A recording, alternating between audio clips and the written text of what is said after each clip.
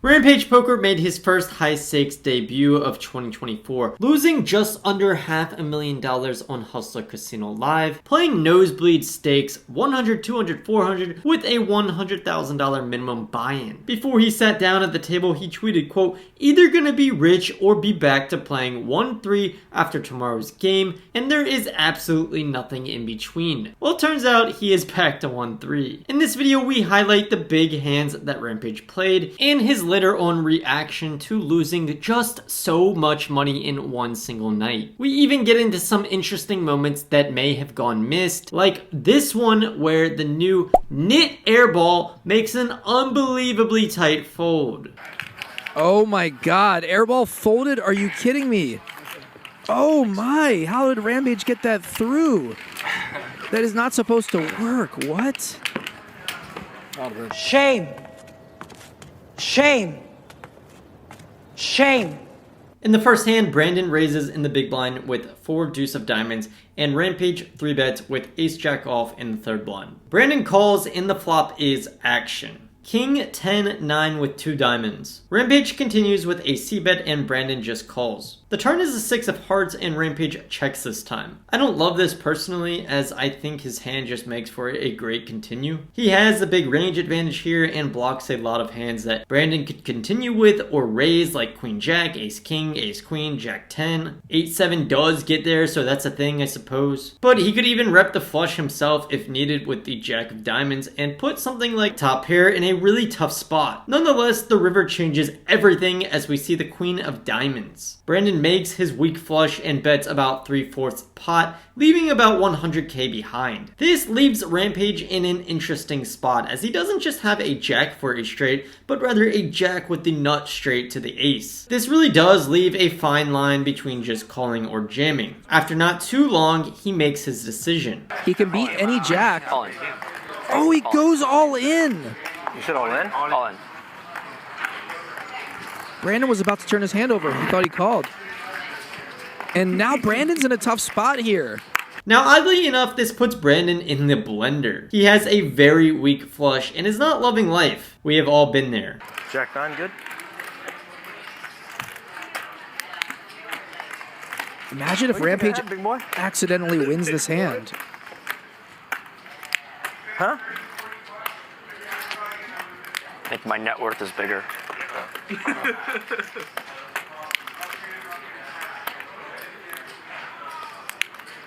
Can't believe I'm even thinking about this.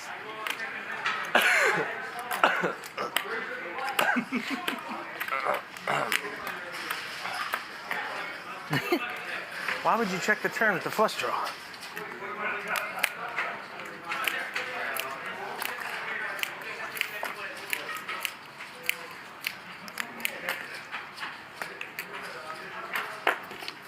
Ace jack.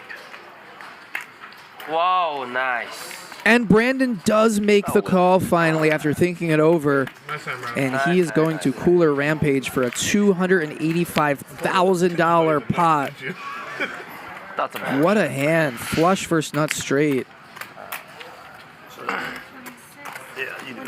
And Rampage is now stuck quite a bit. Brandon now the big winner tonight. Brandon ends up making the right decision. I don't think he had quite enough to fold. And I don't blame Rampage at all for jamming this river. Maybe Brandon does just have a jack and he thinks they are chopping. But if I'm in Rampage's shoes, I would rather get in trouble for going for more value as compared to leaving it on the table. So respect. Here he is casually adding on $225,000. Next up, we have another blind versus blind spot. Charles raises Jack 10 suited pre and Rampage calls in position with 10-9 off. The flop comes Jack 10-6, giving Charles top 2 pair and Rampage middle pair. Charles bets half pot and Rampage calls. The turn is a 4 of spades, a pretty big brick. Charles bets 4k or half pot and Rampage calls again. Everything is fine and dandy until the river comes the king of clubs. Charles must really love the half pot sizing as he again bets 8k. If Rampage called this kind of a small size with a 10, it would not be the worst play in the world. But of course, at this point, he has a bluff catcher. Rampage seems to understand this and knows that his hand is no longer good. So, if that's the case, he must put in the raise, right? 30. 30? Raise to 30,000. The only problem with this, though, is that he can never really have ace-queen, which would be the nuts, as he just called and did not 3-bet pre. He would have to have rivered a random king or 2-pair for value. I guess queen 9 is also possible. I have a 10. 10, no good. Despite Charles having 2-pair in this spot, I am sure he is never even folding a jack, which is what he has been repping on all 3 streets. I do not like this bluff. What do you guys think? Will Rampage come back tonight? Is he going to get even? Rampage down $243,000 now. Airball 18% VPIP. Come on, man. You got to play looser than that. That is embarrassing, Airball. Let's go. After the whole Jack 4 thing, Garrett accused me of being part of the cheating, potential cheating. He did. Yeah, he did. Yeah, he did. And They had a dinner before that game. and I was So I was really upset, and I was like ranting to my wife when she was on the phone with my sister-in-law, and I was like, I can be an asshole, I can be this, I can be that, but I said, but I'm fucking ethical. And my sister-in-law thought it was really funny, so she had the shirt made and sent it to me. That's cool. I like that. Did he retract that from you? No, he's a fucking On the contrary to the last hand, I do like this next bluff from Rampage. He raises the button with the classic 10 deuce suited, and Aaron makes a call with the pretty 10-8 suited. The flop comes pretty good for Aaron and not so good for Rampage. 7-6-3, so Aaron has a gut shot and Rampage has absolutely nothing. Rampage bets pretty big, 5k into 7k, and gets a quick call by Aaron with the gut shot, 2 overs and backdoor spades. With all of this potential for future streets, I think he should really consider raising. He will get lots of folds from hands like 10 deuce suited or air, and also be able to put tons of pressure on other hands. The turn comes the ace of spades. Aaron picks up a flush draw and Rampage picks up a nice card to bluff. After Rampage bets huge, Aaron just calls and the river comes the 6 of clubs. With 47k in the pot, Aaron checks and Rampage fires the final bullet for 35k, quickly getting a fold from Aaron. 35. 35. Nice. Thanks. Unfortunately for him, this is what will often happen when choosing the passive line. Haters may say Rampage punts a lot, but honestly I think he's calmed down and is now often choosing good spots like this one. Rampage finally has a legit hand in this next hand, pocket kings. He raises an early position to 4k and gets several calls, including one from our old pal Nik Airball. We go multi-way and Airball flops the world. The nut flush draw, an overcard, and a backdoor straight draw. Unfortunately for him, action checks around. Ryan Feldman makes a big deal out of Rampage not betting here, but I don't think it's so bad multi-way. You really have to tread lightly. And Rampage checks and Airball checks back. Come on, Rampage. You got to put the bet in. The turn comes the 4 of spades, giving any 3 a straight. As it often ends up, Brandon with the worst hand, just a pair of 6s, ends up being the one to bet first. Rampage just calls and so does Airball. Aaron with a stronger 6 himself makes the wise fold. The river comes the 3 of spades. A very spicy card, as now there is a straight on board and any 7 makes a higher straight. Sure, someone could have made a backdoor flush, but odds are pretty low. This is where things go off the rail. Rampage puts in the overbet for 45k, repping the flush with the king of spades. It seems safe to say having the ace of spades would be way better here, but he still goes for it. Action is now on Airball, who is never folding, right? Right! Airball obviously is calling here with the 7-high straight. That is wild. You just can't do anything right. An overbet here from Rampage. Oh my god, is the Airball thinking about folding here? No way. You just backed into a straight. What? Airball. No way you're thinking about folding, right? I mean, the guy's stuck a house, and you have a straight that beats the board.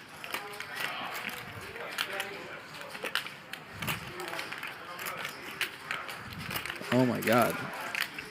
But maybe he's thinking about folding because Rampage checked the flop and bet the turn, so he could have picked up a spade draw. Wow. Could you imagine if Airball folds here? Oh my god.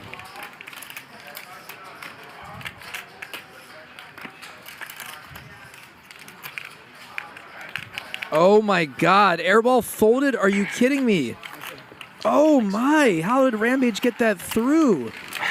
That is not supposed to work. What? I mean, this is just insane. The bet wasn't even for that much relative to, their stack sizes. Brandon ends up folding and Rampage somehow ends up scooping this pot he had no business even touching with a 10-foot pole. Airball has truly turned over a new leaf, as he would have made this call all day in 2023. Wow. The $800, $1,600, $3,200, and $6,400 straddle are on in this next hand, which ends up being one of the last ones for Rampage. He is in the $3,200 and Raymond to his left is in the $6,400. Action folds around to Rampage, and although he has $153,900 in front of him, it is only equivalent to about 24 big blinds with the straddles on. With this stack size, getting Queen 10 suited all-in pre is not that crazy. Rampage has been playing lots of tournaments lately, so he simply ships it. This is a game I'm good at. It's like tournament poker. This is what I like. No decisions. Well, you made a decision. This easy decision though. No thinking. Oh my. Oh my. Max pressure all in, just trying to take the straddle money. As if he calls, Rampage is going to love seeing this hand because he's almost flipping what you're here. Thinking about? Okay. Raymond goes deep into the tank, finally landing on a call with his ace high. Okay, twice? It's up to you. Brandon's on point. We can do it twice. Wow, he makes the call. We have a $310,000 pot. Ace 7. Raymond makes the call with ace 7, and it's virtually a flip for $310,000. The 6,400 straddle Raymond, good call. causes all of this action. I don't know. I have Rampage goes nuts and just jams it in. We're going to go twice. There's a 7. Here comes the 9 of hearts. Okay. All right. 2 pair now for Raymond, so he's going to win that one. Feels good to win the first one. Thank you. 2 hearts. That's kind of good. He didn't know that until you said that. Thank you. Does he feel good? Does he? Rampage doesn't hit You need Queen or 10 on the second board. He is in trouble. Oh my, look at this flop. Chop, chop. He is a huge favorite now, 3-1 to chop. He's got a straight flush draw. Chop it up. Oh no, an ace in the turn. That's really bad. He runs good. Now he's an underdog. He needs to hit a straight or a flush. Either Rampage is dead or he can breathe. Let's go find out. Slowly. 7 queen or heart. Slowly. Or 7 king or heart, rather. GG. Wow, 8 king or heart. I can't even speak. 8 king or heart for Rampage he needed. Yeah, I got it. Gamble, right? He misses the open ender and the flush draw.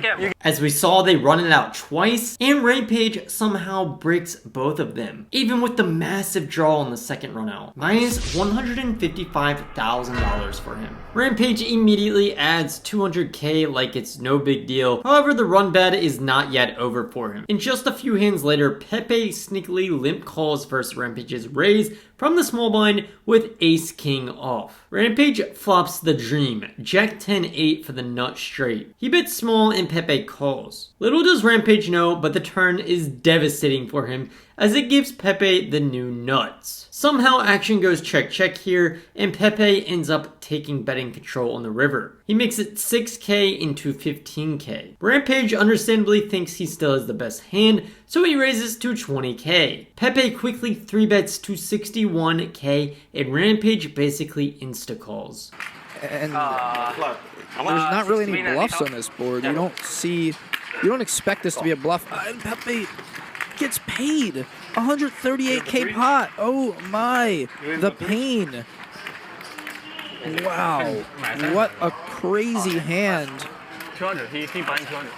And Rampage now down almost $500,000 tonight. Honestly, overall, I'd say Rampage largely just ran bad in this session. Sure, he made a few poor plays, but in the pots that really mattered, he was really just on the bad side of luck. Getting set back $500,000 at the start of the new year is quite the hurdle for anyone, let alone Rampage, who was only playing 1-3 not too long ago. Here he took to Instagram saying, quote, hit rock bottom last night. To constantly teeter the fine line between winning a house or financial ruin takes an emotional toll and culminated into a disaster last night. I'm appreciative of the friends and support I have that reach out, but also apologetic to those who risked their own money who bought action. For transparency's sake, I had a large majority of myself last night, which totaled to a $547,000 loss. It's silly, the house I live in costs less than that. I have a lot of learning and healing to do after last night, and maybe a break from poker would be wise. I'm grateful for the opportunity I get to play at HCL for ridiculously large sums of money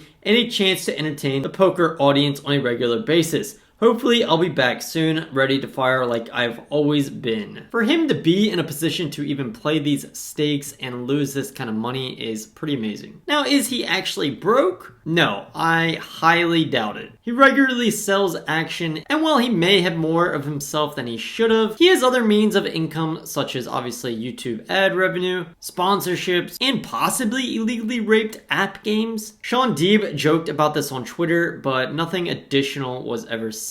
Influencers like Rampage make bank on these apps, but it's never really talked about. Even with all of these income sources, losing this much money for sure has to hurt. 495,000 Rampages down. This is just tough to watch at this point.